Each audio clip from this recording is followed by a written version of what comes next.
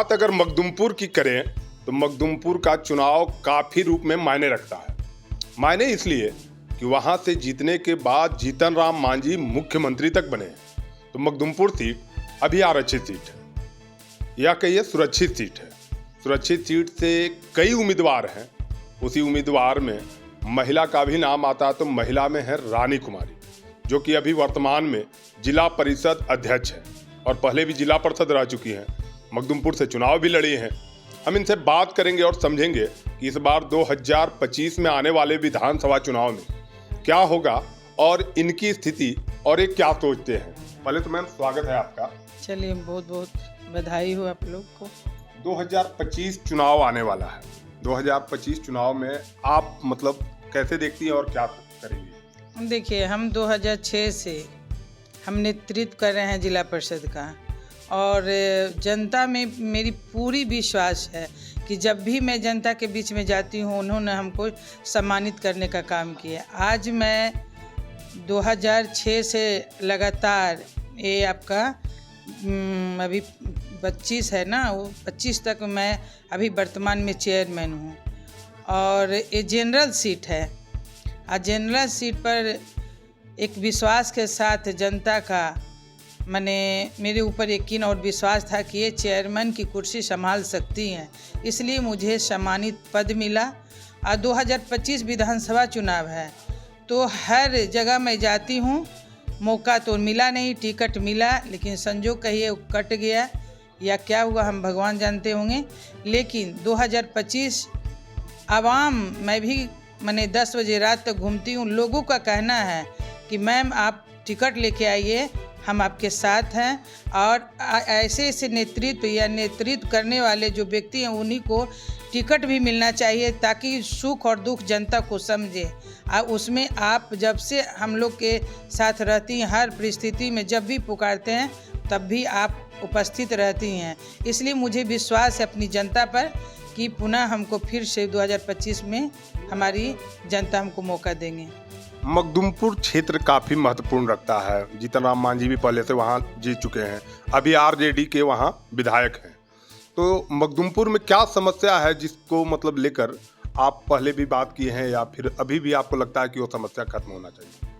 देखिए, सबसे तो मेरा जो जहानाबाद का धरोहर है बराबर, अभी जो माननीय मुख्यमंत्री जी की जो समीक्षा बैठक हुई थी, मैं इसी क्वेश्चन को मैंने सबसे पहले रखी कि जिस तरह बोधगया और राजगीर एक पर्यटक स्थल है, उसी तरह मेरा जहानाबाद जो बराबर देवों का देव महादेव रहते हैं। और उसमें अगर आप की सरकार है, मेरी भी सरकार है, तो मैं अपनी सरकार से मांग की थी कि बराबर को पर्यटक स्थल से जोड़ा जाए। साधन से हम लोग खुश नहीं रहेंगे।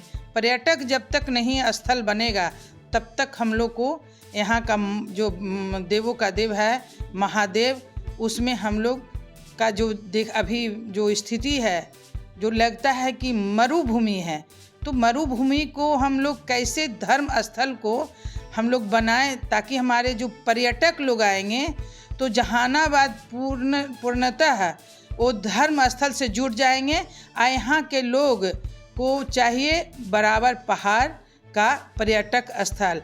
तो मेरे तरफ से नहीं, मेरी जहानाबाद जनता की तरफ से मेरी मांग थी कि उसको बराबर की जो है पर्यटक स्थल से जोड़ा जाए। अगर मुझे मौका मिला तो मैं हर बार सदन में यही कहूँगी कि मैं पर्यटक स्थल, मेरा प्राथमिकता पहली रहेगी, पर्यटक स्थल को बोधगया और राजगीर जैसा जोड़ा जाए। मतलब जिले के लिए एक पहचान बराबर को दिया जाए। हाँ, पहचान दिया जाए। कहने का मतलब भारत मेरा देश है, तो मैं चाहती हूँ कि विदेश भी आवे तो जहानाबाद के लोग को जाने कि हाँ, जहानाबाद कोई ज़िला है। तो जब तक विदेशी लोग हमारे पास नहीं आएंगे तब तक वो हमारा जहानाबाद डेवलप नहीं होगा। जैसे विदेशी लोग जो आते हैं तो उसमें क्या होता है कि हम बेरोजगारी भी दूर होती है। होटल बनेंगे, बच्चे कारखाने खुलेंगे, छोटे छोटे एक जो है दुकान खुलेंगे, तो हमारी बेरोजगारी भी दूर हो जाएगी। और जहाँ जो हमारे जो मरुभूमि स्थल है, जो देख रहे हैं ज़मीन है, रोड है, पहाड़ है, तो वो भी जो है उस स्वर्ग जैसा हो जाएगा। तो मैं तो चाहूँगी ना कि मैं मखदुमपुर की बहू हूँ और जहानाबाद की मैं बेटी हूँ, इसके नाते मुझे दर्द है जहानाबाद के लिए। मैं चाहती हूँ कि उस स्थल को अगर माननीय मुख्यमंत्री जी अगर एक नज़र देख लेंगे तो हमारा पर्यटक स्थल जरूर बन जाएगा।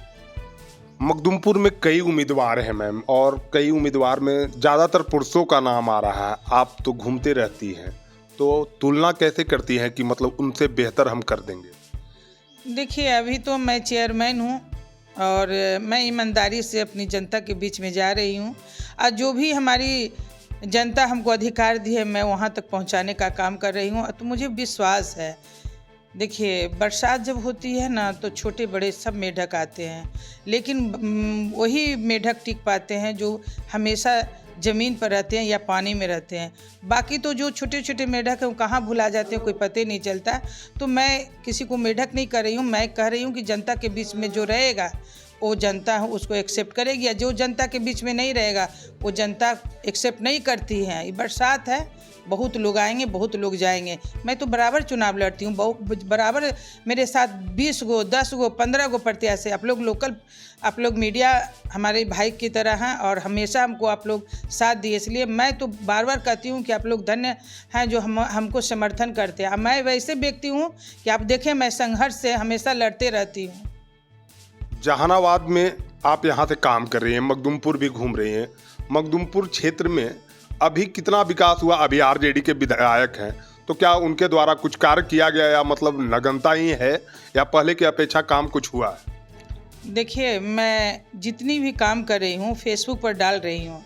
अब मेरा धड़ल्ले से काम चल रहा है, वो आप मीडिया लोग हैं, आप गांव-गांव जाइए, मेरा गांव-गांव कि आप देखें मैं संघर्ष से हमेशा लड़ते रहती हूँ। जहानाबाद में आप यहाँ से काम कर रही हैं, मखदुमपुर भी घूम रही हैं। मखदुमपुर क्षेत्र में अभी कितना विकास हुआ? अभी आरजेडी के विधायक हैं, तो क्या उनके द्वारा कुछ कार्य किया गया या मतलब नगण्यता ही है या पहले की अपेक्षा काम कुछ हुआ है? देखिए, मैं जितनी भी काम कर रही हूँ फेसबुक पर डाल रही हूँ। अब मेरा धड़ल्ले से काम चल रहा है, वो आप मीडिया लोग हैं, आप गांव-गांव जाइए, मेरा गांव-गांव में बोर्ड लगल है। मैं मखदुमपुर का भाग 1 के नेतृत्व करती हूँ और जहानाबाद की चेयरमैन होने के नाते मैं रतनी भी टच कर रही हूँ, मखदुमपुर भी टच कर रही हूँ, जहानाबाद भी टच कर रही हूँ और घोसी भी। जहाँ जहाँ बच सकता है मैं अपनी सरकार की योजना वहाँ तक पहुँचाने का काम कर रहे हैं। बाकी लोग क्या कर रहे हैं ये तो आप जवाब दीजिएगा ना। आखिरी सवाल मैम, जहाँ आप मखदुमपुर से चुनाव लड़ने को लेकर तैयार हैं, मतलब पार्टी टिकट देती है या नहीं देती है, आप मखदुमपुर की जनता के लिए क्या कहें? देखिए, मैं नहीं तैयार हूँ, मेरी जनता मेरे लिए तैयार है।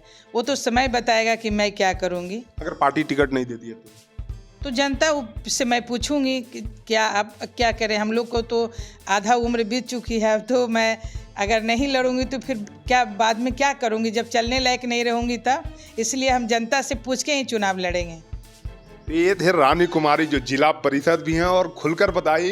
कहने का अर्थ ये है चुनाव तो लड़ूंगी, जनता का जैसा मांग और जनता जैसा डिमांड करेगा वो काम करूंगी। और मुख्य रूप से इन्होंने बताया कि बराबर को पर्यटन स्थल घोषित करना इनकी पहली प्राथमिकता है और होना भी चाहिए। जिले का धरोहर है, अगर यह पर्यटन बनता है तो यह जिले के लिए सौभाग्य की बात होगी। देखते रहिए, हर खबर आप तक पहुंचाते रहेंगे, अगला शख्स से आपको मिलाएंगे। धन्यवाद।